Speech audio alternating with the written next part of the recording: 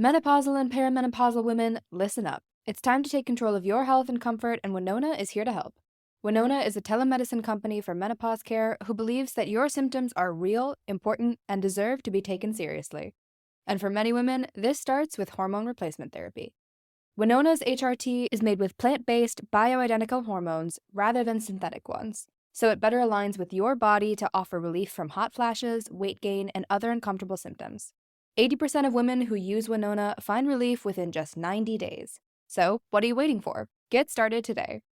Visit buywinona.com today to start your free visit. With free shipping and the ability to pause or cancel at any time, your path to wellness has zero obligations. Use code SPRING24 at buywinona.com for 25% off your first treatment plan. That's BYWINONA.com for 25% off. Winona. Menopause care made easy. Summer is the season of hot temperatures, outdoor adventures, and refreshing water activities. Summer is also the season of rough on your feet, causing dry, cracked heels and toes. Introducing Babyfoot, the original exfoliation foot peel that contains 16 natural extracts formulated to remove dead skin cells in 3 easy steps. Apply the booties, relax for an hour, then wash your feet. In 14 days, you've got baby smooth skin and your feet have never been softer. Letting dead skin cells build up over time is hazardous to your foot health. Our professional-grade DIY products, like our original exfoliation foot peel, our men's foot peel, or our moisturizing mask, are some of the best foot care products on the market, created with your foot health in mind. Pamper yourself with a spa day from the comfort and convenience of your own home with Babyfoot. If you want a chemical-free, easy-to-use exfoliating process from the company that created the original foot peel, it's time to treat yourself to Babyfoot. Go to babyfoot.com and use the code SUMMERFEET24 and get 20% off your first order with Babyfoot. That's babyfoot.com and use the code SUMMERFEET24.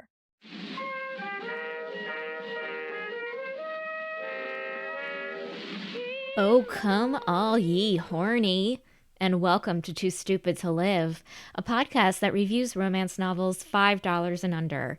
I'm your host, Becky Feldman, and seasons fucking greetings to all of you. My neighbors are having a little, holiday party in the background, so I'm hoping you can hear the music to, add to the lovely, holiday ambiance, because you know what? I'm in the Christmas spirit. And listen, I do have a very limited understanding of the Christmas spirit, but I think I'm in the Christmas spirit because I love the title for today's Christmas romance that we are reviewing. Get ready for it, guys. Unwrapping His Package by Cameron Hart, which is $2.99. Holy moly, Hallmark, take note. We the people no longer want something heartwarming. We want something panty melting. And that's what this book was. It was also a little brain confusing, but you know what? That doesn't matter. It was panty melting. So my guest today is the wonderful and awesome Abigail Kelly, who is the host of a fellow show on the Frolic Podcast Network, Kingdom of Thirst. And we had a blast discussing this ridiculous book.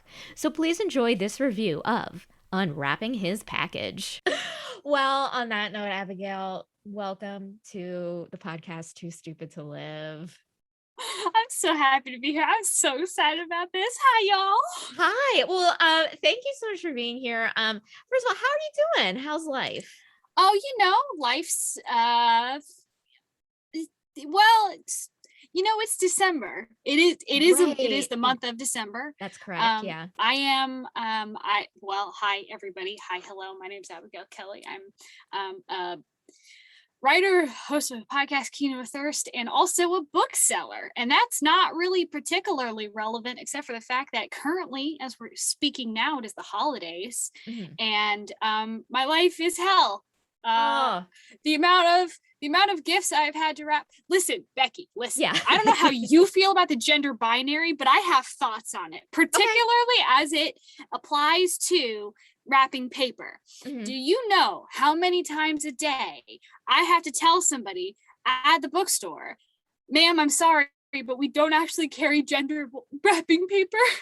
Whoa. So you don't care. So are they like, oh, do you have pink or whatever wrapping paper? They're like, the things that they say to me are, hi, I have I have a copy of Lord of the Rings, and I have a copy of The Tale of Emily Winsnap that you recommended to me. Thank you very much. You're a very good bookseller, Abigail. Wow, I admire you so much. But I need these wrapped. And I need one for boy wrapping, and I need one for girl wrapping. And I go, sorry, we don't carry gendered wrapping paper. And they look at me like I'm the insane one. Wow. I'm like, no, think about it for a second. Anyway, this is a whole thing. And this isn't what this podcast is about, but I'm telling you now, this is my life currently. Oh my God. No, I get it. Like, I'm glad there's a platform because like, yeah, like it's first of all, isn't like Christmas wrapping paper just like sparkles? And that's like, you know, genders and non-genders. Yeah. It's just like, and it's wrapping paper. I mean, I know I'm going to sound like a total Scrooge right now, like, or, you know, whatever, the Grinch or whatever, but yeah, come on. It's wrapping paper. I mean, literally, like our options are displayed behind the counter. You can see. So I always turn to them and just go like, we have books, we have polar bears, we have holly, and we have hedgehogs. Which ones of those is gender to you? Yeah. Because if those are my options, actually, that's pretty dope. Yeah. What did this woman end up choosing as her wrapping paper? She ended up choosing generic holiday wrapping, which was just like holly. Okay, yeah. But it happens all the time. It happens all the time. And, you know, books don't have gender, and neither does wrapping paper. And, you know, it gets stuck in my craw. But this is where I'm at mentally right now, currently. I'm not normally like this, like hard in the paint about bookstore stuff. But currently in December, I am. This is me now. And I imagine it's like it's just every year this time of year it's wild for you. Yeah. Yes. I would imagine. Yeah. Particularly now, what with like how insane things are with like everything is back ordered. And everyone's kind of freaking out a little bit. It's a little Mad Max up in that joint. But is there what are like some of the most popular books people are buying this year? I mean, it doesn't even have to be like romance, just like any book. Yeah. I mean, it's definitely like a lot of self-help, a lot of self-help. Love that. Cookbooks. Listen, here's one thing I will tell you: that Bruce Springsteen Obama coffee table book that's just their podcast in book form, it's not selling. I could have told them that. It's it's free on iTunes or whatever. It's free on. It's a Spotify exclusive, fam. You can listen to it for free. Yeah, and it's just like this really big like coffee table book that's like the size of, I don't know, like a small child, and it's just like got Bruce Springsteen, Obama on it. It's just like, wow, people could not care less. They don't want him to be anyway, it doesn't matter. But there's also this like giant compendium of all of the Beatles lyrics that weighs like 100 pounds, and it costs $100, and it's 2 volumes, and that's been selling out like crazy. Oh yeah, because the I'm in the middle of watching Get Back. It's fascinating. Interestingly enough, the book that is actually based on that is not selling as well as the Paul McCartney. But Becky, listen, I know you're a comedy writer. I try to be. Yeah. You're like a funny lady, right? I try. Yeah. You want to hear of a really good joke I thought of when I was in a fugue state at the bookstore? Yes. Yeah. So I was staring across my bookstore at this pyramid of Paul McCartney, you know, Beatles lyrics things. Yeah. And box sets. And I was like, it's like, oh, got a good joke. Hey Becky. What do you call a beetle that really likes Indian food? What? Yeah, Paul Chutney. You know, that's a really good working all day exhausted joke. Like, I wish I could write that in a script. Do you know what I mean? It's like just like you can tell how like fully abstracted somebody was from the moment. Like that was, and then I thought of another one when I was on the bus that same night, which is I guess could just show you how good my day was. Yeah. And that was what do you call undercover Mexican food? It's incog burrito.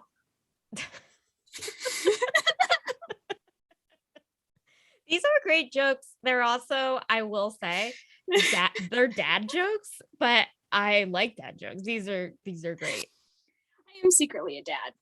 Yeah, I think we all are. I think like speaking about gendered stuff, I feel like Yeah. I know way more like women who tell dad jokes than dads. Maybe I just don't know a lot of dads or something, but but you also live in LA, so it's all yeah, topsy-turvy down there, isn't it? it makes no sense. I mean, it really makes no sense here. I don't even know what's going on right now, but I want to know more about you. So you Okay. are a writer, book scholar. Tell us about your podcast, Kingdom of Thirst, because I Um, absolutely freaking love it. I was listening to it today and then I was like, oh boy, I can't believe I'm having this very smart woman on my show. That is so funny because it's like I get that a lot actually, where like I have authors on and occasionally someone will make a comment like, I absolutely don't feel qualified to be on your podcast. Like I've like heard some of your guests and stuff like that. And I'm just like, I definitely said Minotaur Handjob Factory like 6 times in the last episode. I like don't know what I'm glad I'm coming off as smart, but man, from this side, I don't feel particularly intelligent, but I am enthusiastic. And that is what the podcast is about. Exactly. Yeah, I hear you. So like tell us like just like what you do on each episode. You interview authors, but then you also like do book reports. Yeah. Kind of. Can I call it book reports? You absolutely can. Okay. They're adult flavored book reports is how I described it initially. Yes. So the foundation of the podcast, what the idea for the initial concept was that my friends didn't want to talk to me about romance novels anymore because I was cornering them for unhinged rants at the breakfast table. Right. And they were like, Abigail, you are reading. I think I went at the height of the pandemic isolation mania, I was reading 3 romance novels a day. So I was like, that's the most you're a reader.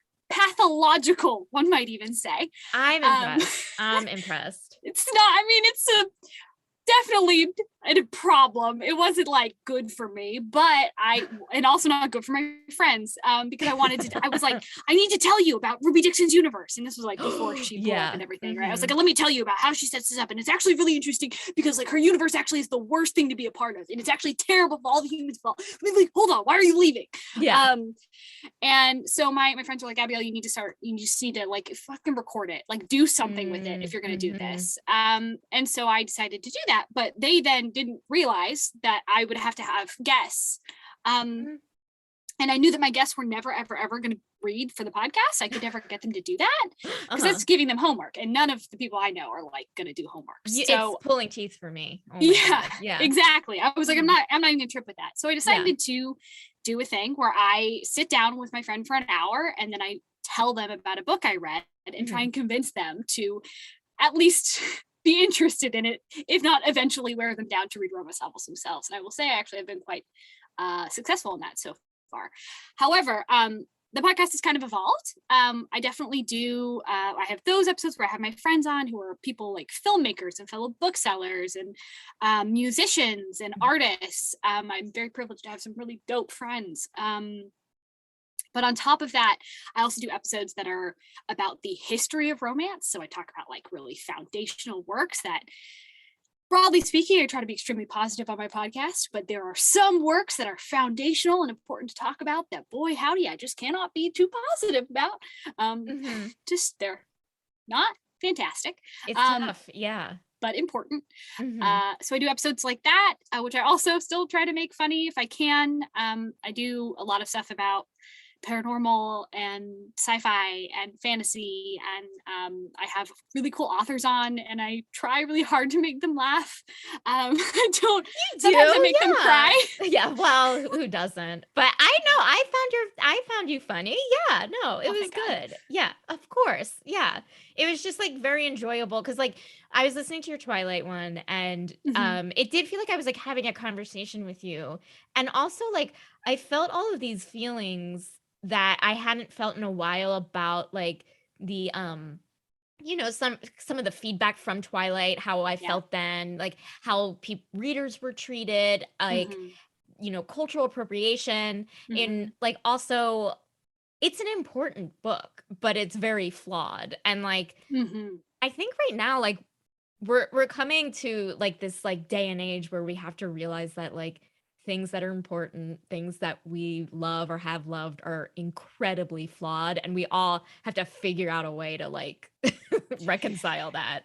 Yeah, I think it's like my biggest takeaway with what I want people to understand when I do the episodes on the foundational works, Mhm. the historical episode. So I have a two-parter on The Flame and the Flower, which is widely considered the first pulp romance. Mhm. I also have a two-parter on Pamela, which is the actual first romance, and I'm obsessed with that book. Don't even get me started, Becky. But like I always want to acknowledge their flaws, not simply because it's like, ooh, look how, backwards they were, Mhm. this one's all about sexual assault, isn't that funny, huh? Like, no. What I want to talk about is how, despite the fact that these are deeply flawed, Mhm. and perhaps because these are deeply flawed works, we need to look at them critically, and we also need to meet them where they were at the time to understand their relevance and their importance, but Mhm. more specifically to understand how they affect us to this day, because so much of culture is DNA passed from one generation to another. Mm, And mhm. in this really insular ecosystem that is romance, that is such a powerful factor in how we everything we consume, basically everything we write. Mhm. And it's just, it's all very interesting, and am not comfortable with a lot of it. Flame of the Flower was a deeply uncomfortable book for me to read. So Mhm. was Clan of the Cave Bear. That I Sure, yeah. I hated that book Mhm. so much. I had grand plans for doing that book. I just wanted some nasty Neanderthal sex, and what I got was not that. Mm. But they're important, right? Yeah. And Mhm. so I try to be funny on those episodes, in the Twilight episode, but like sometimes you just got to talk about the serious stuff. I mean, the thing is that, like, it reminded me a lot of, like, a John Oliver show, except it was, like, romance. Like, you're bringing out, like, some of the, like, absurd and, like, your take, which is funny, but then you're also, like, talking about, like, well, this is where it's coming from. This is serious. Not I don't wanna say serious, but this is, like, a Yeah, thought-provoking kind of thing, and it's like, you're just being yourself, and I think that's what I love about your show. thank you. I love romance. Mhm. I really do. I love it. I love its thorns. I love the Mhm. people who do it. I love the people who love it. I love the people who make a mess out of it. I love how empowering it is. I love how sloppy it is. I Mhm. love how romance is such a perfectly encapsulated look at every generation. What we fall in love with says more about us than it does about the actual materials. And I think like what Gen Z is going to want in their romance novels, right, is going to be totally different from what my mother's generation, Gen X wanted. Mhm. And it's going to be it's just, from that standpoint, it is delicious. It's a whole meal every time I look at it. And I think like particularly right now we're in this really amazing transitionary period between like the old guard romances Mhm. to these like totally new queer, sex positive, consent driven bonanzas.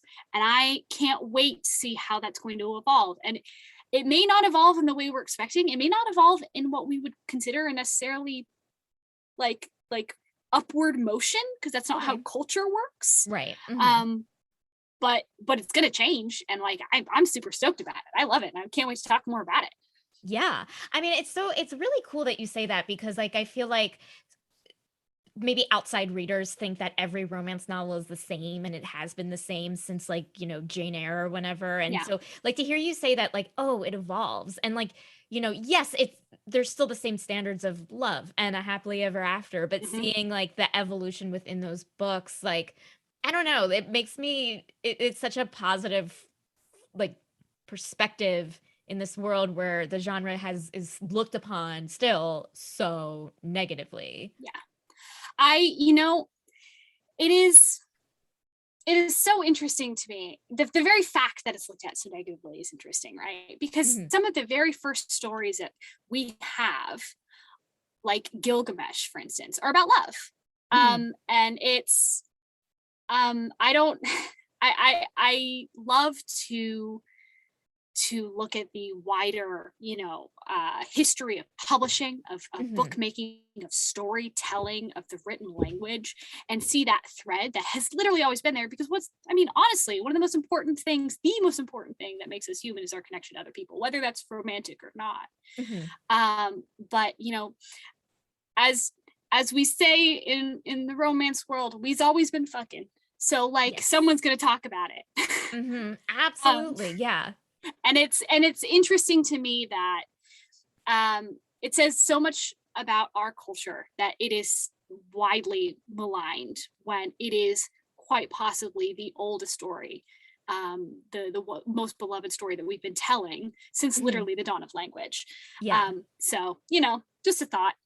I agree, because I think it's just like, oh, these books are in grocery stores and they have, that must mean that they're not as important as Gilgamesh or something. And so just like, I don't know. Sometimes I think like people you just need to redefine what a book is. You know what I mean? Yeah. Like it's just like when people like malign any sort of like kind of like popular fiction, they're like, oh, well, a real book. And I'm like, you don't know what a book is. my answer to that is typically, how many books have you read this year? Just wondering, no judgment, just how many books have you read this year? You're okay. The average American reads 4 books if you're lucky. Every romance reader that I know reads on average at least a few dozen. Most of them far, far more. And I'm not saying quantity means quality, but what I am saying is the more you read, the more you are stepping outside of your own head and getting into the empathetic mindset.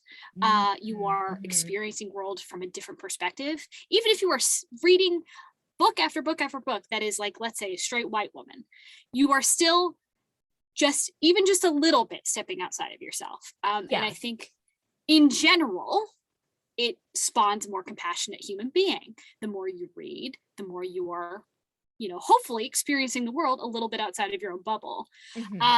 And so whether that is through graphic novels, whether that is through John Clancy novels, whether that's through manga or, I don't know, books on Wicca, I don't give a shit. If you're reading, you're reading. Right. It's not gonna, it's food for the soul. And I think any sort of judgment is not, it doesn't serve anybody really. Right. Except I will say, genre bros who come in hot with the whole, like, if you're not reading like James Joyce, then you're not really reading, or get your Hemingway out of here. I don't need him. Get him out. I don't need, exactly. Like I'm very happy never reading anything Hemingway again, but if I don't read Ruby Dixon, I'll die. Exactly. Like that's how I feel. And it's like, because it was like Ice Planet Barbarians is just as important as like, I don't know, Moby Dick. Like they're both very important pieces of literature. Yes, I agree. I love Ruby. It's funny too, because that same day I had the lady with the crazy wrapping paper rant. I had a guy come in, he asked for a recommendation, and he said he was getting something for his niece who is a teenager who wants who likes love stories. And I was like, you're talking to the right lady. Let me take you to my specially curated romance section. I have a whole bay in the bookstore. That was a stipulation of my hiring. So I led him over there and I was like, okay, well, here are some of the options. Like, do you know, like, kind of what you like? Do you want something more classic, fantastical? Like, what's the deal? I got it all over there, fam. Let me tell you, I got dragon shifters, I got vampires, I got hating game, I got like all of it, donuts and I don't know, enemies to lovers. It's all there. And he goes, well, her mom's an English professor, so like, I don't know, it just like needs to be good writing. And he kind of like did that thing where he looked at the romance section, was like, good writing. And I turned to him and I just went, oh, that's funny. Romance doesn't equal bad writing, so here are some suggestions. And so I sent him home with a really smutty book for his niece. Nice. So you changed his mind. That's awesome. Well, I don't know if I changed his mind, but who cares? He still bought it. Yeah. I was like, well, I did it for her. I did it for that girl who's going to get a good book. And also I took his money, so it's fine. Exactly. but it is definitely the conversation around works of worth is fascinating, and it's constantly shifting. The idea that Sally Rooney, for instance, is a real writer, but to bring her back up, Ruby Dixon like doesn't qualify as like high literature when they're when all Sally Rooney's doing is writing contemporary romance just without like the double quotation marks. Okay, sure, that's fine. That's fine. Yeah, not feeling like totally, totally resentful or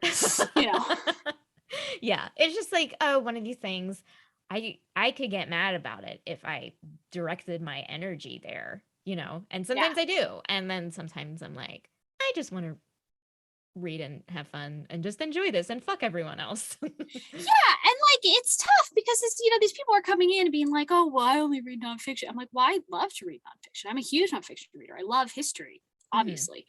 I love science. I just read a fantastic book called Fossil Men, which, by the way, y'all, if you're looking for a nonfiction book that has no right to be as wild as it is, Fossil Men. Herman Pattinson, fantastic. Like 3 people get shot in it. It's great. But I definitely like, I don't know. I just want to like shove a feel good book at them and be like, can you just I have a little paper bound package of serotonin for you. Let me put it into your hands and raise you up for just like a minute, fam. I think it would do some good for you. Yes, I agree. And I feel like this is a great segue into our book. Because it did a lot of good for me. I am so excited to hear your thoughts about it. But okay, so I'll introduce it to everyone real quick. Okay, so the book that Abigail and I reviewed is Unwrapping His Package, an Insta-Love holiday romance by Cameron Hart, and it is currently $2.99. So here's a little synopsis. Okay. Walker has a somewhat merry little life in the town of Christmas, Michigan, but his jingle bells start rocking when the sweet and spontaneous Indy comes dashing through that snow. Walker's going to make sure his little pixie has a wonderful Christmas time, but not just with his generosity, but with his jolly old Saint Dick.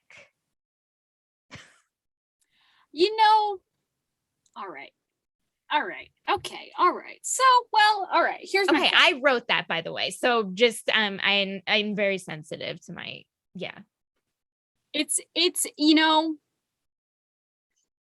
jolly old Saint Dick, by the way. I'm letting it sink in. I'm just having to like taste it on the tip of my tongue a little bit. It's good. It's just taste. You just gotta taste it a little bit. I gotta breathe it. Gotta breathe it in. Gotta get the notes. Okay. Okay. I'm with you. All right. So here's my thing. Yes. Here's what I have to say now. Oh, perfect. Becky, how many werewolf romances have you read? A bunch. Yeah. A bunch. Yeah. Yeah.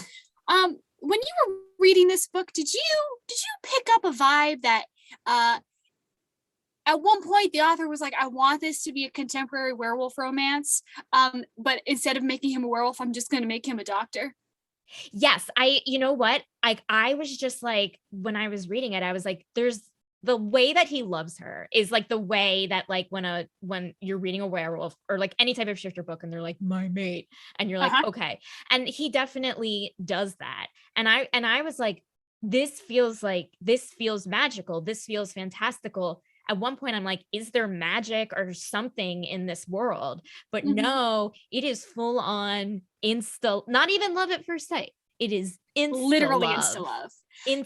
Love. Here's what did it for me, buddy. The line, how do you know I'm a virgin? I could smell your virginity from across the room. That drove me wild. And I even like wrote First of all, they're at an ice rink. They're at an ice rink. They're outside. And this is their meet cute. So he right away, you have Walker and he's just like, I'm going to be alone. I'm fine with it, blah, blah, blah, blah, blah. And then he does like a full on cartoonish almost thing where he notices Indy and like the hearts come out of his eyes and he's like, oh, completely different person. Yeah. My thing was like, at first I kind of vibing because he definitely felt like neurodivergent, right? Like he felt like he's like, I don't understand the world. The only way I can relate to people is through being a doctor. That is the only way I can get a grip on social situations. And I was like, all right, I vibe with this. I love me a neurodivergent hero. Give me that. Give me that flavor. And then instantly we go from him being like, I don't know how to talk to people. I don't know how to function outside of my job because I like socially don't understand how things work, to being like, I can smell your virginity from across the room. That's not your child because you would be walking different because your hips would change. Yeah, because he's a doctor and he was like, you definitely didn't have a C. Like he does like talk about her body. Like, I suppose that I'm not a doctor. So I suppose in like a correct way, what a weird thing to say to someone. Oh my God. Like soup to nuts, top to bottom, like toe to tip, baby. That's a weird conversation. Listen, I've had some weird conversations. I live in San Francisco. I have weird conversations every day of my life. Right. I take public transportation. Conversations are my day to day. But let me tell you this. If a man's came up to me and said, I could smell your virginity from across the room, and then went on to explain to me how he knows that the child I'm holding is not mine, not through the child looking different than me, but through how I walk and various other strange things, physically speaking, I would turn around and I'd walk and I'd keep walking and then I'd walk some more. And then I'd get a little bit faster and then I would do a little jog. I do the little, like, gotta catch the bus trot. And then I would go break into a little bit of a sprint and then more of a sprint. And then I would go into the ocean and I'd never come out. Yes. I feel like, first of all, what I would do is I would get his name and then I would give him 1 star on health grades because what an inappropriate thing to say. First of all, I mean, it's just like, it's this weird thing of like, okay, well, like, first of all, not mothers don't all give birth from their body. You know what I mean? Like there's so many other ways that, and it's like, you're a doctor, you should fucking know that. And then like, also like, does virginity have a scent? Like, have you ever read something where virginity had a scent? In a werewolf fan fiction, like, like, oh, I can smell that you're untouched. Okay. Yeah. But like, again, this man is a doctor. They're at an ice rink, like an outdoor ice rink thing. And they like lock eyes from across the way. And like, he sees her and then she's like drawn in magnetically by his pheromones or something. And then they just like start having a conversation. He's like, I can smell your virginity. And she's like, that's normal. And like, the kid's totally chill with it, I guess. Also, he can't speak yet. He's like a baby. He's like 6 months, so he's just like a cute little. Even a 6-month-old would know that was messed up, fam. I think so.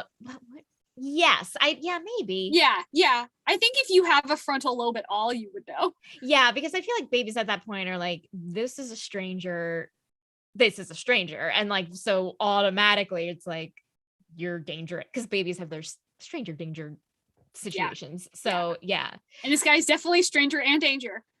Sure. He, I feel like I would have liked this book so much more if he were a werewolf. I would have been on board so much more if he were a werewolf, because right now he almost, and I feel like if a non-romance reader read this book for this is their first romance, they would be like, this guy is like predatory. Like this is horrifying. He's a stalker. He doesn't ask consent really. He definitely like, I mean, the stalking is pretty huge. He like tracks her down and like follows her route home. And like, to be fair, he's had like some danger sense that he knows she's in trouble because she's driven her car off the road or but something. Again, the thing, he has a sense, and it's like, if you were a werewolf, that would make sense. Okay. Anyway, sorry, I got mad, but go ahead. For sure. So here, I want to set this scene though, because as like, I'm exactly there with you. I was like losing my mind. I was like, how is this author not making this man just a werewolf? Like I need that level of like distance between this reality and mine, because as of right now, it is not fantastical enough for me to separate myself from this and be like, this is a story I can get into, because like if this is the real world, what is happening? But if he's a werewolf, it all makes sense. It would just flow so well. Yeah.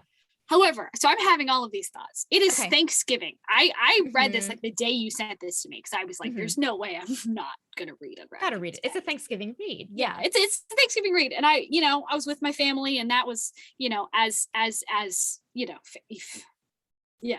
And I was like, listen, I need some distraction. So I snuck away with my cousin, and she was trying to watch, I believe it was a serial killer documentary of some sort. Right. And I was sitting next to her, and I was like, that's not allowed. So I decided to read passages of this book aloud to her. And I just kept getting kind of like more and more outraged as I was reading it aloud, because I was also then processing it auditorily and through like her perspective of her being like, well, wait, why is he doing that? And why is that going on? And Abigail, please God, stop. My ears are bleeding. And I'm like, you're right. Why is it this way? This is ridiculous. Why did he buy so many cars? Yeah. Yes. And also so many cars. He just like, so like Abigail, oh my God. Indy comes in, and she's just like a hot mess.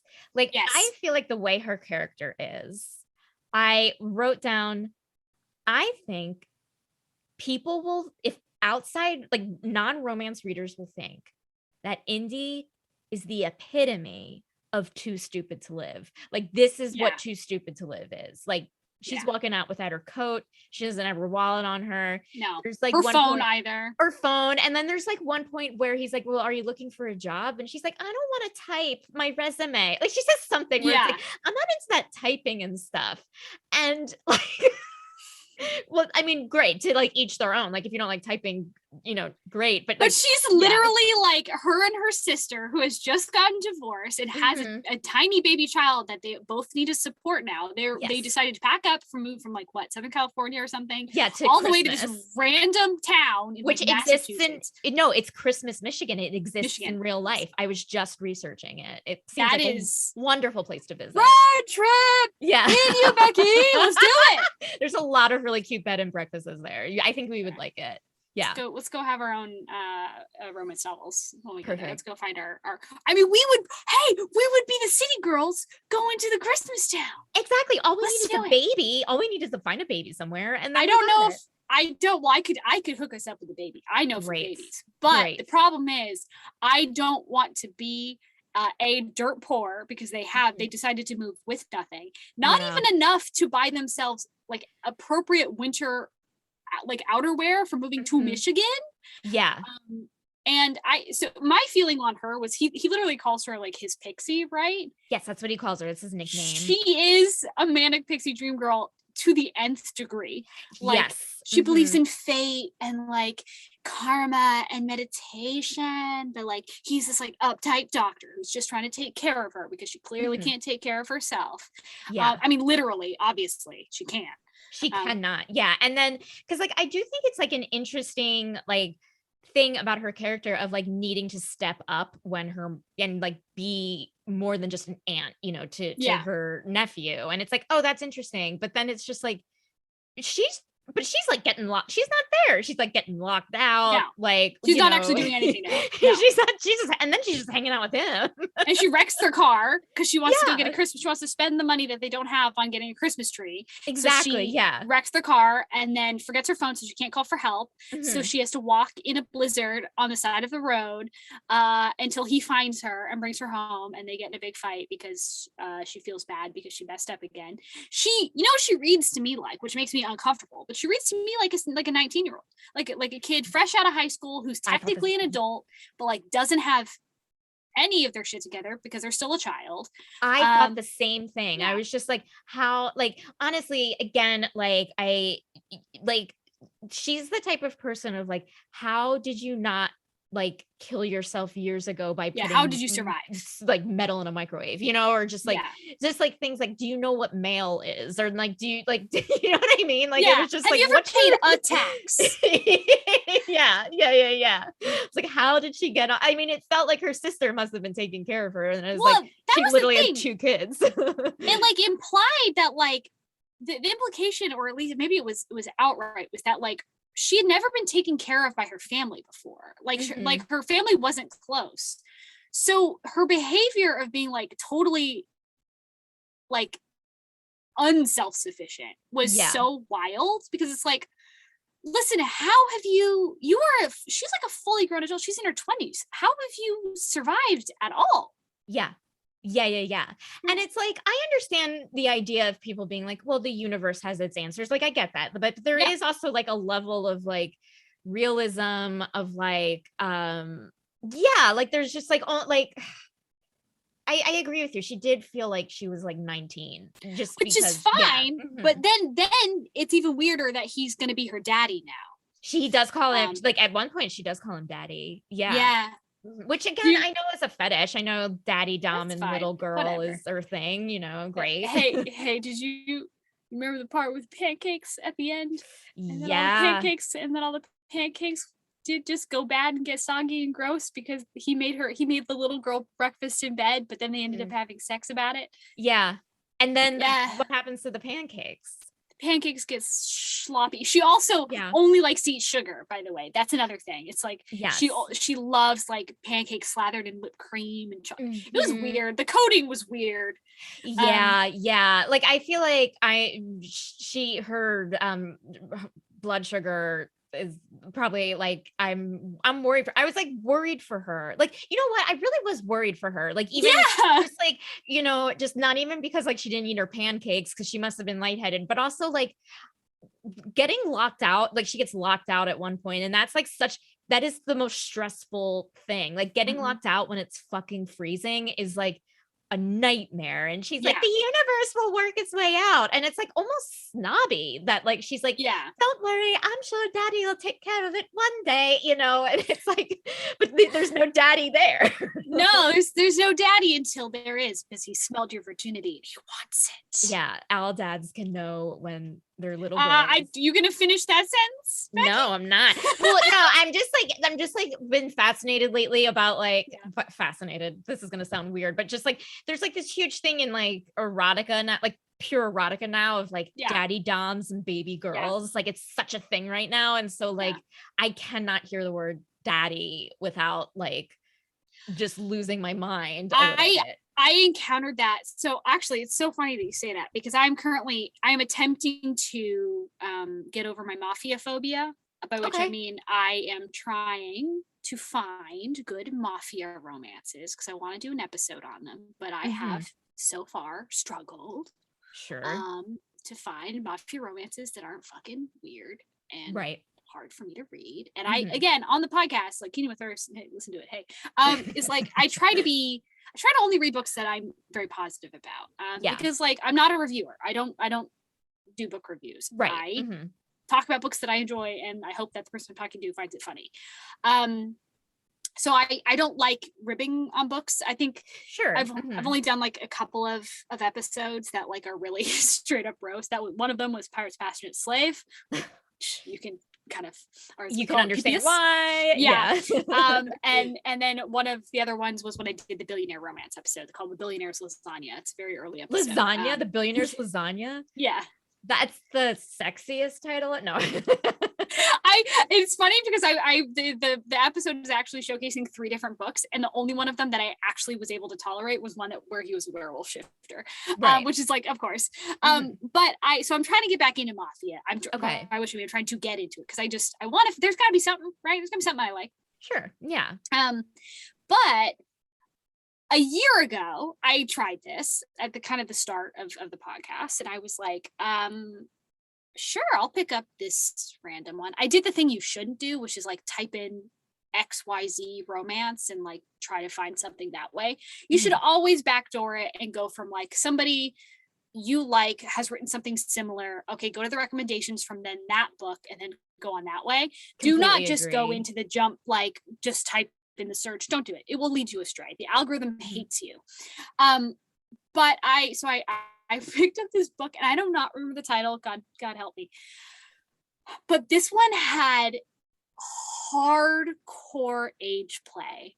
Okay. So like this woman, she's like a mafia princess, but who's also been trained as like an assassin. She is has been assigned to kill this like young mafia don of another family that she's always had a crush on, but then he spurned her at like her 20th birthday party or something, and she's like hated him ever since.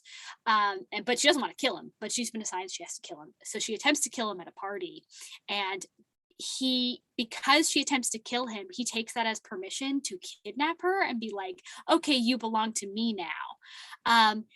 But the kicker to this is that he already has like a playroom set up with like a little girl's bed, and like little baby girl needs to like get dressed with daddy, and like baby girl eats when I say baby girl eats, and like and then all of his staff is trained to like know that they're not supposed to like interfere with the like baby girl business, and like he has to go to the bathroom with her, and like my God. it's like and mind you, I didn't get far. Like you can imagine that I got in like 50, maybe 100 pages to this like 300-page book, and I was like, I'm gonna slide back out the way I came. Thank you very much. Yeah.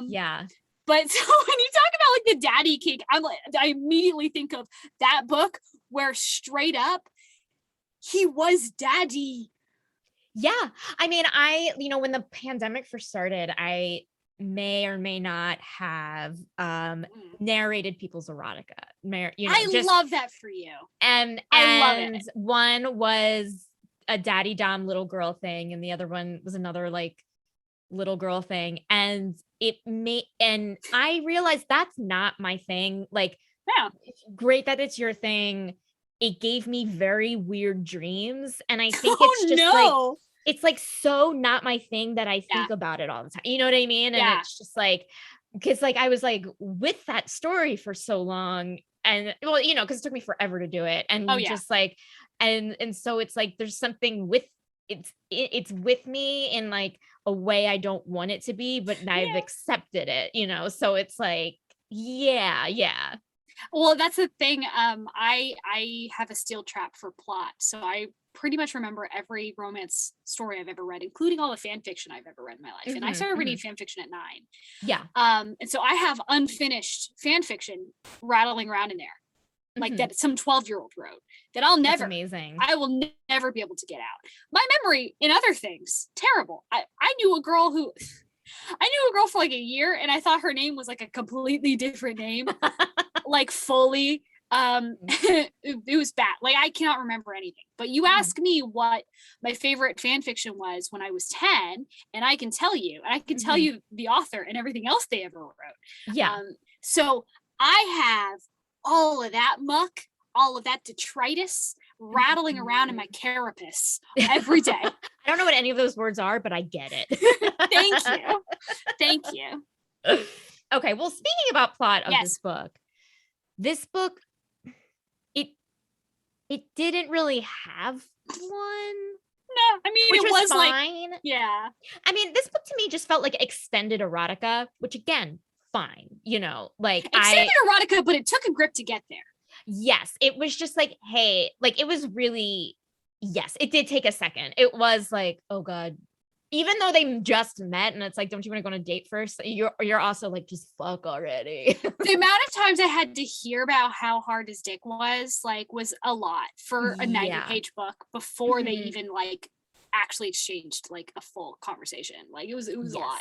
He paid a lot of attention to his dick, which I mean, I guess if it's out there vulnerable all the time, I guess I would too. I mean, the thing is that it's what I appreciate, because this is called Unwrapping His Package. And so I'm like, the author did reference the title a lot, like, that which was I fun. was like, I did enjoy that. Yeah. And I was like, okay, good for you. Like, it wasn't just like a random title, like, kind of just like plastered on to sell books. Like, it was like, okay, you really thought about the term package and unwrapping. There was like thought put into it, which I appreciated. I don't have a problem with low stakes romance, right? I in fact, I like it quite a bit, especially if it's got a little supernatural twang to it. Sure. I like a solid, like, not most of us are never going to be in a situation where our decisions affect the outcome of other people's lives or like the world at large, right? Right. Sure. So it's nice to read a book where it's just like, I moved to a town, there was a hot doctor there. My life was kind of falling apart, but then we got together and everything was better. Cool, cool, cool, cool. I love that for you. I would love that for me. However, the plot of this book was he has to convince her to let him take care of her. That's it. And yeah. that is the whole plot. When you really break it down, that's the plot. He is a small town doctor who decides that he has a fixation on this young woman, even though he is a self-proclaimed man who doesn't like women. Yeah. Did you catch that? Oh yeah. Oh yeah. He was just settled in his way, and then 180. I don't like women. Great, cool. Then you don't have to date one, fam. That's fine. Yeah. But I guess he figured himself out. But the power of a manic pixie dream girl. Damn, I wish I had that. Oh, I know. Yeah, I kind of don't, but yeah. Well, I mean, you do attract like the worst kind of men, so I guess maybe it's for the best that we. Yeah, I agree. I just feel like, what is it? And like, what does that mean anyway? It's just like, I don't know. I mean, I know what it means, but it's like it's this like fetish of a girl who is interesting, and who likes the things that they like, but who needs to be taken care of, who is like hot, but emotionally fragile, emotionally fragile in a way that doesn't actually put a burden upon the male party. Right. Yeah. Which is like, this is not something like, I mean, I guess it's not hetero specific, but it's also extremely hetero specific, right? That's like what I don't like about it. Yeah. And it's this like, oh, the man is always he has to be the sexual aggressor. He has to be the one who pushes. He has to be the one who takes care of the other party. Like, it is, because women are stupid and also weak and also make bad decisions. And that is why that we need mans to come in and tell us what to do. Exactly. Yeah. What a truism. What a truism. I speak only the truth on my podcast and your podcast. Exactly. Truth only. You know, like going back to like, the plot being like, he's like, I have to convince her to take care of her. She's pretty convinced pretty easily. Like, it doesn't, pretty fast. There's really not a lot of obstacles with that. No. And like, which again, I was like, is there a plot? But it also made me think like, how rich is this guy? Like, fuck God, like, yeah, he's a small town doctor, and he pays off her sister's rent for like a year. Yeah, he buys and then also buys two cars. Yeah, and like tons of gifts. Yeah, like a hilarious truckload of gifts. Like it was like, it looked like a trash on like, dumping out trash into like your driveway, except it was like a bunch of wrapped presents. It looked like hilarious. Ty Pennington had come and moved the bus, and there was a wall of gifts on the other side. Yeah, and it was like extreme home gifts. Exactly. Yeah, and then I thought, was this, instead of what is this supposed to be, a werewolf thing, I was like, was this supposed to be a billionaire thing? You know what I mean? Just because like it was like money, like money was the fantasy, which I totally think is a legit fantasy. Like whatever.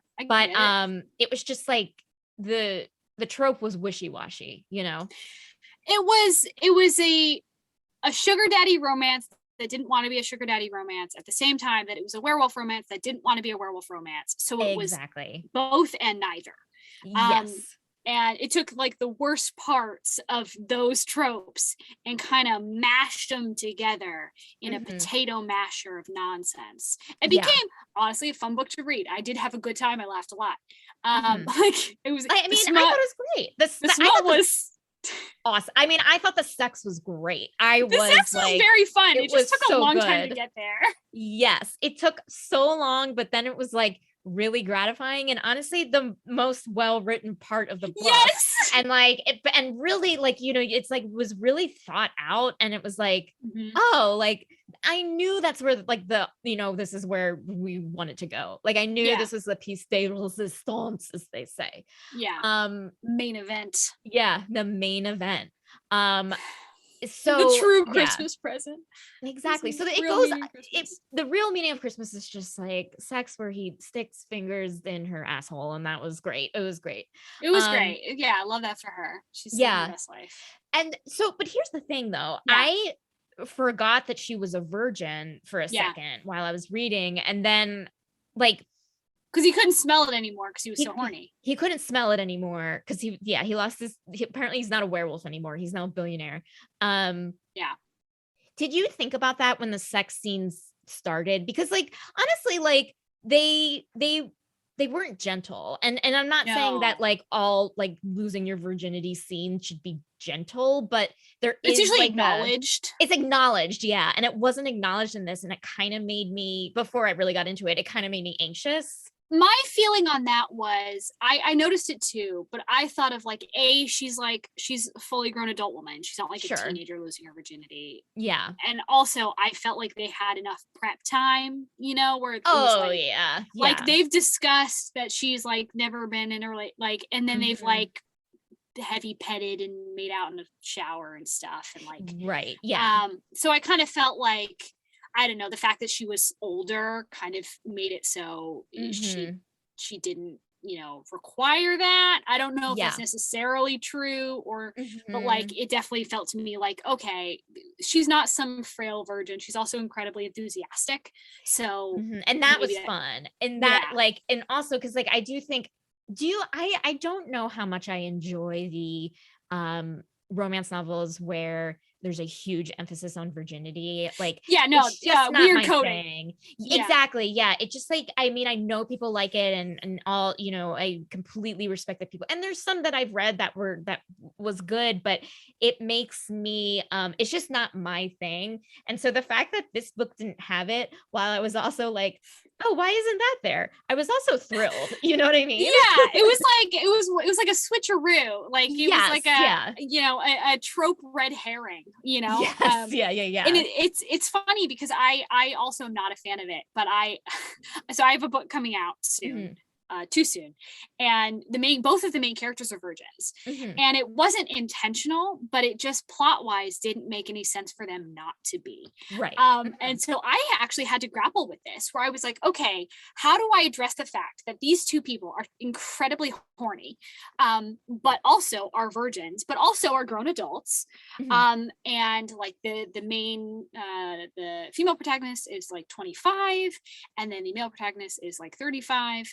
And they're both virgins. And I was like, okay, well, they both know what they're doing. One of them is a healer. She knows how the human body works. She's used to naked people. Like, how do we address like virginity in the room where there's also a ton of pressure on both people now that they are finally together to like do the thing? How do you make that sexy? Because it's not a sexy moment either. Like, if you're actually addressing virginity as it is done for most human beings, it's not particularly sexy. It's never. Yeah, it's that's what also like makes me just laugh sometimes. Like, because it's just like, it's not.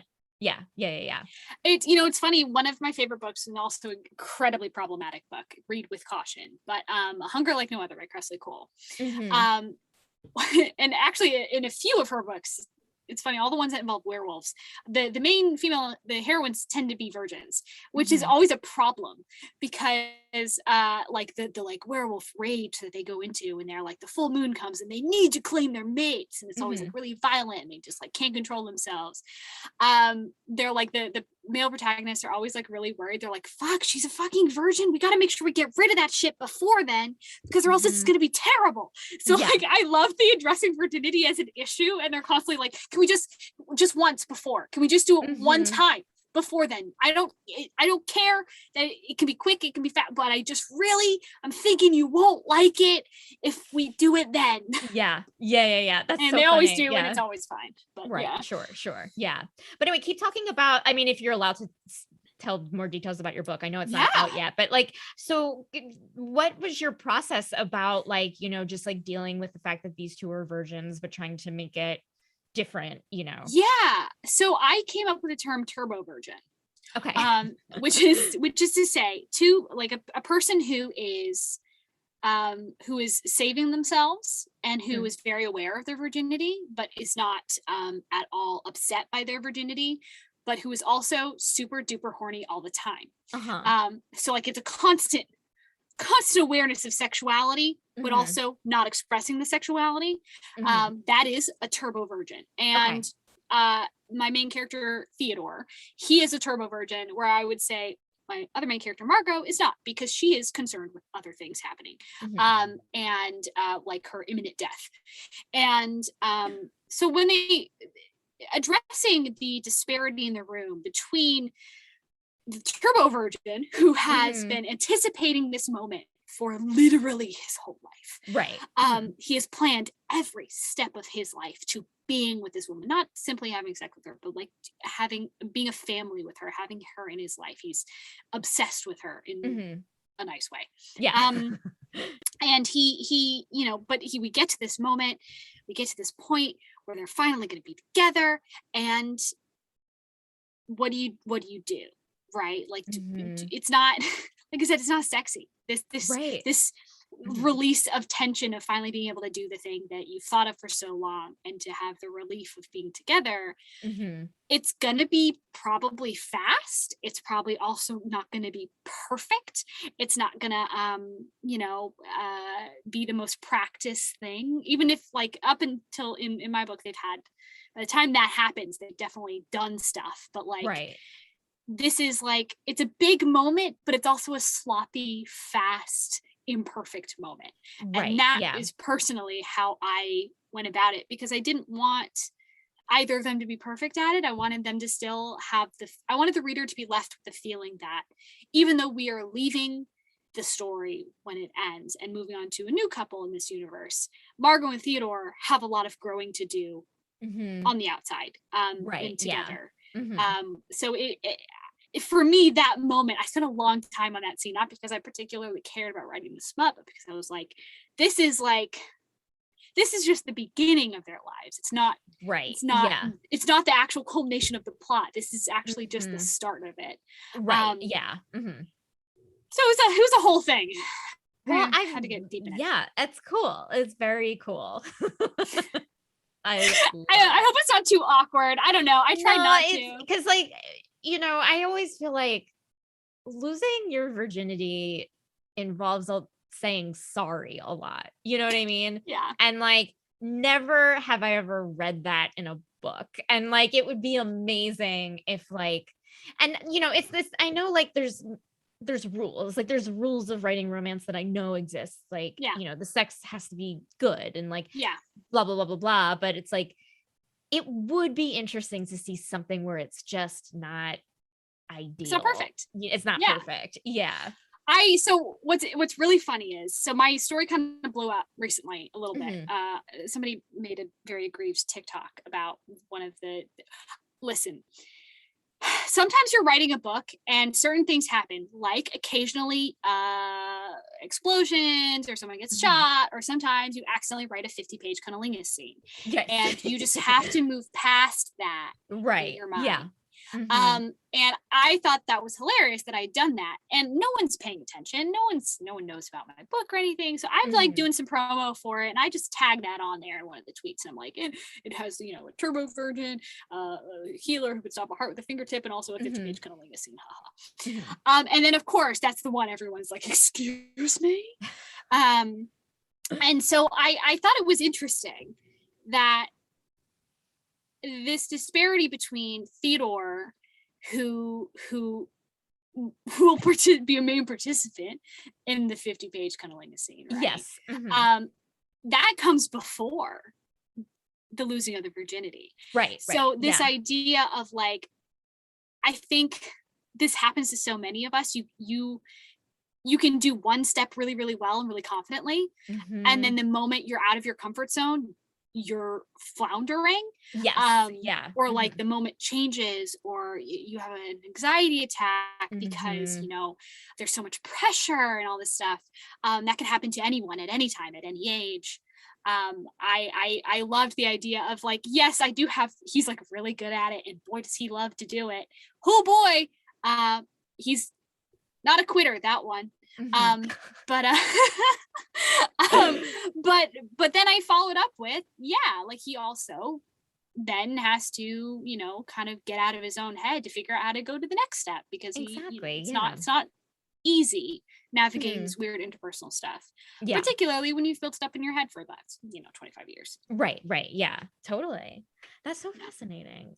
So another thing I want to talk about is the cover of this book. Do you have it in front of you? Like, I do. Can you just because I know it's just a cover, and sometimes I talk covers, sometimes I don't, but I kind of need to talk this cover. This is insane. You kind of need to talk about this cover? Yeah. So this man is fully naked.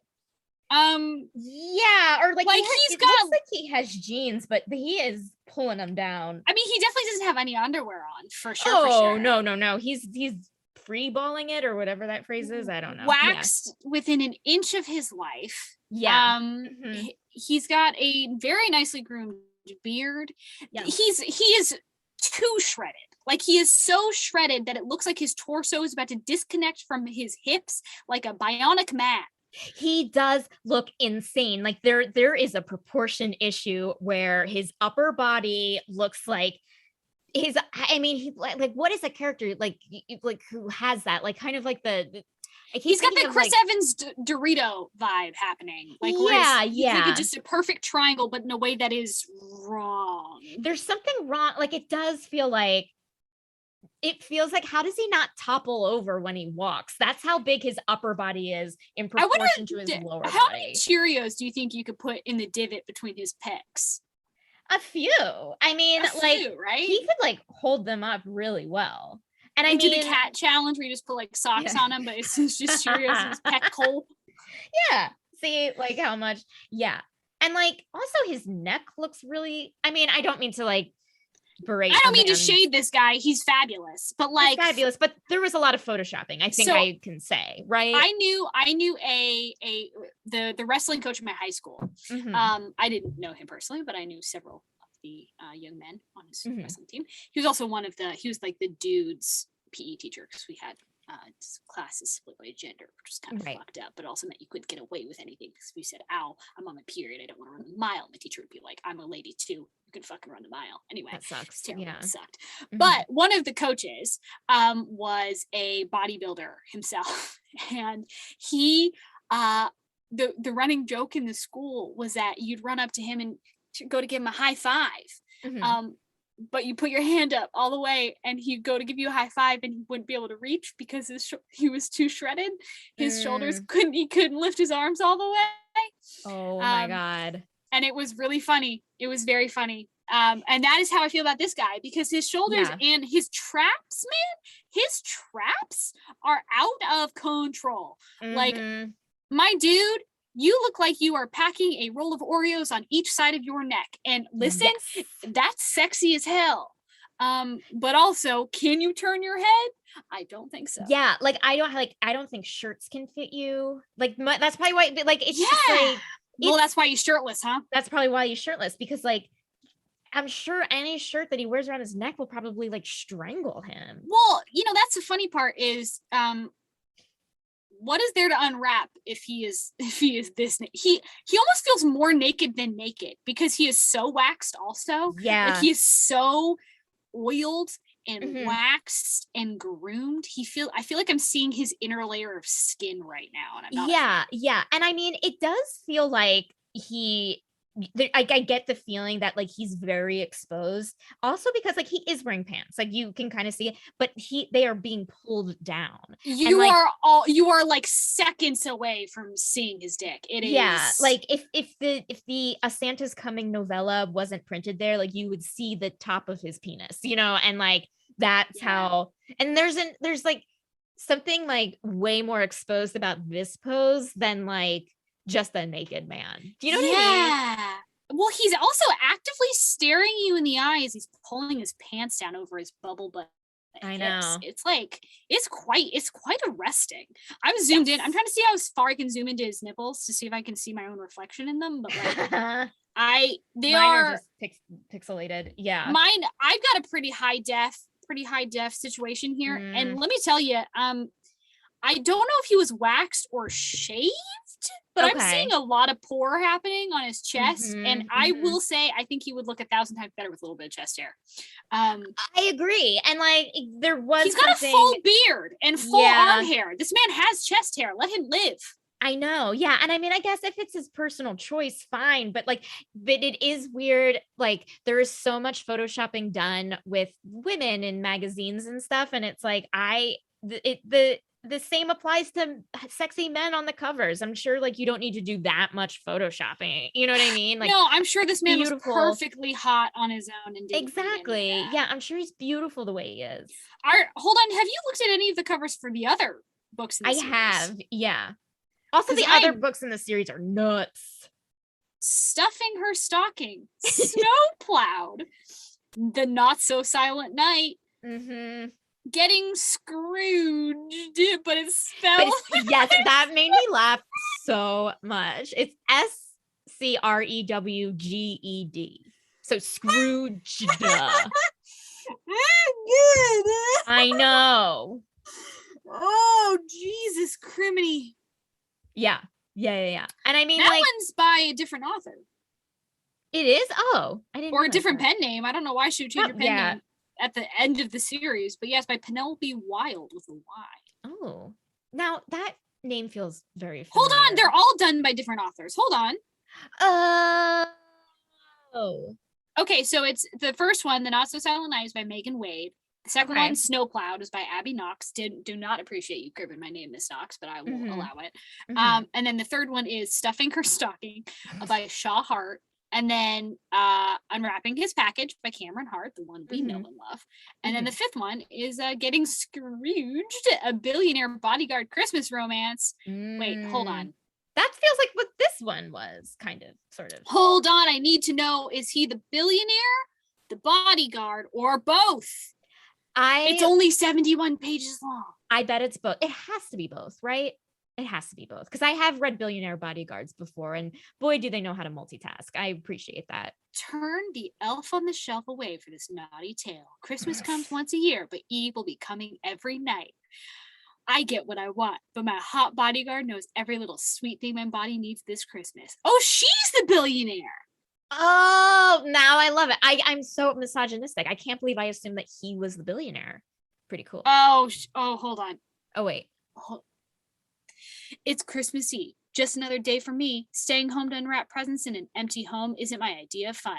Hanging out with friends, making bad choices, and losing my pesky V card seems like the better option. At least I won't be alone until he shows up. Captain Dyson, the dryer. No. Is everything you imagine a former Marine to be. Sinfully gorgeous, intimidating AF. Okay, Thank you. And kids, deliciously hard all over. Just the kind of man you never want to tick off.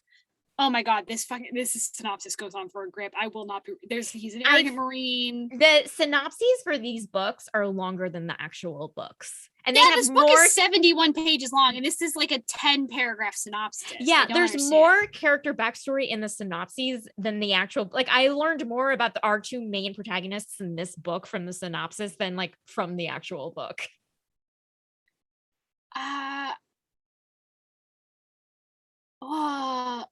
You see, I've made a list and he's checking it twice. If I'm naughty, he's promised I'll get every inch of my present. My bodyguard's about to find out his sweet Eve is more naughty than nice. Nice. I mean, I'm gonna read it. Listen, I mean, it's only 71 pages long. It's not that much of an investment. Yeah. I mean, it's definitely like I'll read it in 5 minutes or something. For a little bit of serotonin, we love it. Exactly.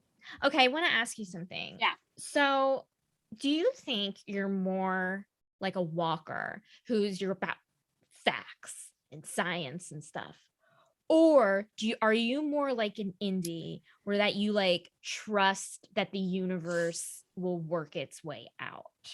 I really don't appreciate that those are my two choices, because either I have to pick utter incompetence or the man who can smell virginity. And it is a tough choice. It is. That's tough. That's Sophie's choice. Yeah, it is a very much a Sophie's Becky, an opposite Sophie's choice. Becky, I can do both of those things, so it's hard to choose. I know. I want both of those options to. I guess. Fuck. Yeah. I mean, I guess. Okay, I'm definitely a walker. Because simply by dint of the fact that I am a competent human being who, Right. I mean, sometimes I don't make myself dinner because I'm busy, but like mostly I can do it. Well, sometimes I also forget my keys. But listen, I have roommates to let me in, so it's fine. Right. Yeah. Walker isn't perfect. He makes mistakes, I'm sure. Yeah, I mean, he did make a bunch of pancakes and then chose not to eat them. So. Right. Yeah. So he doesn't have like the best. Anyway, best judgment. Yeah. Who would you be? Here's the thing. I think I'm a walker too, but I was like thinking about it and I was like, as dumb as Indy was, I wish I were like her. I wish I could float through a cloud of ignorance. Yeah, man. Exactly. Yeah. Like I wish I could just as an easily stressed person, when something happens to her in this book, I lose my mind, and it's just like part of her day for her, and I would love that type of perspective on life, like a little, not to the point where I'm like paralysis, eating knives or something, but like to the point where it's like this, like things will work out, I don't need to freak out too much. I have a little bit of that because I feel like I've been through some absolutely whack shit in my life, and at a certain point it's just kind of like, well, I'm still here, so I guess it's gonna be fine. But at the same time, like I also have anxiety, so I feel like I'm a little bit more of a walker in that sense. But yeah, I mean, it would be nice to just kind of be able to be like, well, I guess everything will be fine, and then things work out because I meet a hot doctor who wants to be my daddy. Which, hey, I guess I've had opportunities that I've passed up. There used to be this guy who came into the bookshop that I used to work at all the time. I called him my bank daddy. Don't worry about it. But he used to bring me gifts, and he was a VP at a bank. I will not be saying which one, and I will also not be saying how I found that out. It was not through internet sleuthing. I would never do that. But he used to bring me gifts from all of his trips abroad, and he'd like, or just like drop off like iTunes gift cards and like stuff for me that I was like, sure. And then he'd just leave and he'd just walk away. And I was like, this is peak.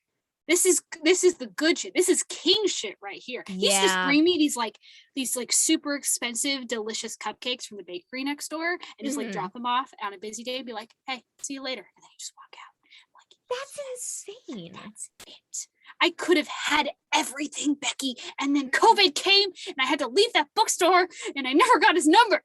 Oh, I am so sorry. But like, honestly, you need to write that into that's the start of a very sexy story. Yeah, you could absolutely. Maybe he'll read it and then find you. I mean, I could probably very easily track him down. I do know his full last name, but like, okay, yeah. I hope it's not because it was like the FBI investigated this thing. No, he just had a very unique name, which is why I was able to find out a lot about him, because I was like, because it got to the point where he'd been doing this for like a year and he'd been bringing me gifts from like Korea and Australia, just like coming in, like, I thought of you and I brought back chocolate, and I was like, thank you. And then we talked. One time he did ask if he could buy me from the store. That was weird, but I let it pass because of all the gifts. Maybe sometimes you fail with the flirting, you know what I mean? Sometimes you also have too much money and you say things that are like funny to you because you're a rich person. Exactly. I would not be surprised if he's awake right now thinking like, I can't believe I said that to that woman that many years, or like whenever, like I'm sure he's beating himself up about it. Steve, if you're listening, Steve, I'm here.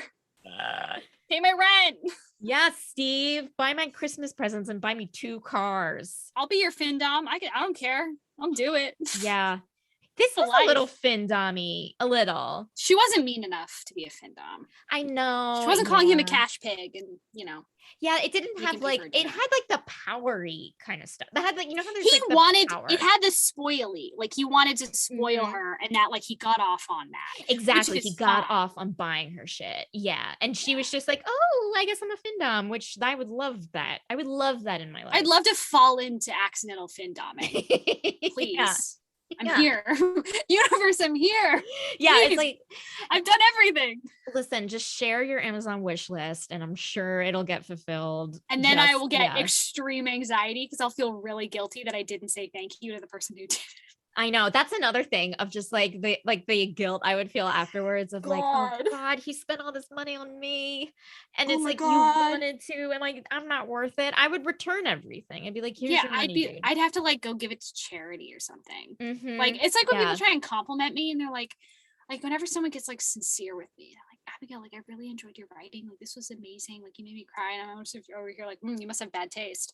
Like, Yeah. shit. No, I'm sorry. I just don't No, want to deal with that. yeah, I'm the same way. Like, I just like feel like it's just this weird, like, imposter, maybe not for me, it's imposter syndrome, I suppose. Oh, it's of just, definitely like, imposter syndrome yeah. for me. This Mhm. happened. I know for sure because so when I launched, when I released the blurb for my book, which I realized I mentioned the title earlier. My bad. Mhm. It's called Consort's Glory. Okay. It's launching on Patreon first, and Cool. then it'll be coming out everywhere Mhm. in August. But Very cool. so I but I didn't have the Patreon up when I announced that I was going to be doing this, and I put the blurb out, I put the cover out, and because I was like, well, it's not coming out on Patreon until February, so I was like, Mhm. I'm not going to ask people to pay for something that's not coming out yet. Like that, I was like, why would they do that? I've never published anything before, so like, why would they? Why would anyone think that they don't know me? They don't know from me. They don't know. I could They're just be waiting. anyone. My writing could be terrible. I know that I may sound eloquent sometimes on the podcast. It does not mean it translates, fam. So these I are the think it thoughts does. Yeah. cascading Mhm. through my brain, right? Mhm. And so I announced this thing, and then I have a Discord server with some of Mhm. my listeners in there who are all really great, degenerates. I love them very much. And they're like, Abigail, where's the link to your Patreon? And I'm like, well, I thought they'd put on Patreon, so no link to Patreon. Mhm. And they're like, well, what are you talking about? People are really interested in your book. Fucking Ruby Dixon promoted your book. You need a Patreon open. And I was like, well, but people won't know that I can deliver. People won't. What if I fail and they think my Yeah. writing is bad and someone's going to be mad at me? And they're like, Abigail, that is the wildest shit. Please just put your Patreon up. We want to pay you now. And Mhm. that like blew my hair back, because this idea that like people on acting on faith alone were like, Abigail, yes, of course, let us support you, was like incomprehensible to me. Yeah. Never would have considered it. And then I was Mhm. like, that's imposter syndrome. Oh, Yeah. right. Whoopsie. My bad. But I do think there's a precedent set for that, like being in the arts of like you like there is this thing of like you work for free, hoping you'll get noticed. And so Yeah. it's like when you have some situation where someone's like, no, I want to pay you, you're doing work. You're like, what? No, like that's not how it works. And then it's like, you know what I mean? Like I feel like yeah, fully. That plus it just adds to your imposter syndrome or whatever, you're going through as an artist. Yeah. And especially when you're like trying to do like, I mean, I went to art school, right? I was an illustrator first. So this idea of not having proof of concept yet freaked me out, because I was like, I'm used to having a concrete thing that I can, like, if I could just prove that I can do this thing, I can present it to you, and then I will feel more comfortable with you being invested in the project, whether that's financially or whatever. And so like that part that was like, is a professionally trained illustrator, I think was like, well, no, of course you can't ask people to pay for something that you have no, and which is annoying, because what kind of scammer would I be?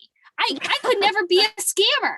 I could never be like, I would feel I would have to, like, if I wanted to do a fake Kickstarter, I would have to like do a bunch of like fake like beautiful like slides and proof of concept, because I don't think I would even be able to scam people without actually doing some work on my end first. Right, exactly. Like you'll just end up doing what you're saying of like, if you're scamming people to donate to like animals, you'll just end up you'll be like, well, to make this real, I should just donate to animals. And then like you end up being this great animal philanthropist. I can see that happening for sure. Yeah.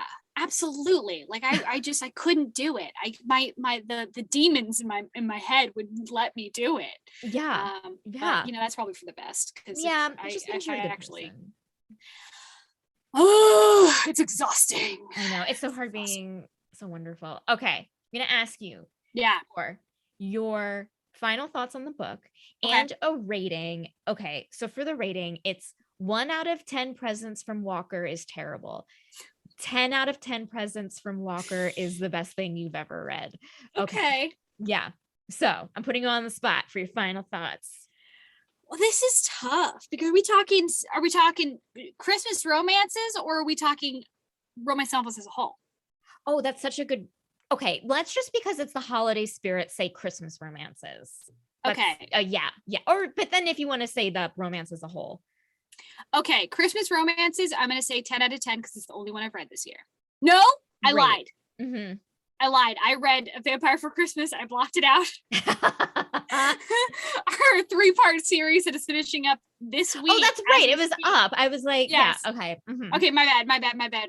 Okay, so it's going to be a 2 then. See, I would give it a 10 out of 10 because this was the best sex in a Christmas book I've ever read. And it was hey, you haven't read Vampire for Christmas, which is a 4-part anthology series that, sure, by the way, includes one of them where they do it to Michael Bublé. So, see, here's the thing, that maybe you don't know from good sex scenes, actually. Yeah, I mean, that to me does not sound sexy, and I unconscionable. Is it unconscionable? Yeah, to there's you? something about that just is like, ugh, it just dries me right up. You know what I mean? It did shrivel something deep inside me. and I haven't been able to look at Michael Bublé the same because okay, not to make this my podcast, but I do just want you to know that book, that particular story was called Monsters Don't Do Christmas. And it was about a young woman who is the next, and I fucking quote, I'm quoting this for you, Becky, right now. The next Celine Dion. Okay. Her name is Olivia Adorata. And she encounters a vampire being beaten up in an alleyway by a bunch of werewolves for no discernible reason. And then they like start up a relationship, but she is like firmly in the belief that she is, quote, a monster because she's famous. I guess. But she's not like that famous. Like she's famous, but like, I don't know. She seems to be doing fine and like is normal. She makes like Christmas cookies for her neighbors and stuff. Right. So she's like fine. Yeah. So she's like a normal person. Yeah. Except that it's important to note that he puts on Michael Bublé before they have sex. I need you to know that.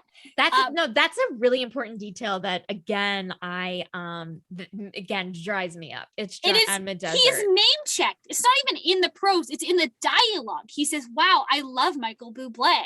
Yeah. And like, he's a former stockbroker named the Killer who was turned into a vampire a year ago, and then she's like actually Mariah Carey. She even wears like the Mariah Carey Christmas dress with like the fur, and it's like a whole thing. And then he ends up killing a werewolf with an ornament, like at the end, and it's like a whole thing. Like it's a lot. It's a lot. It's a lot. I forget where I was going with this, other than to say, they do it. It's hurt me so bad.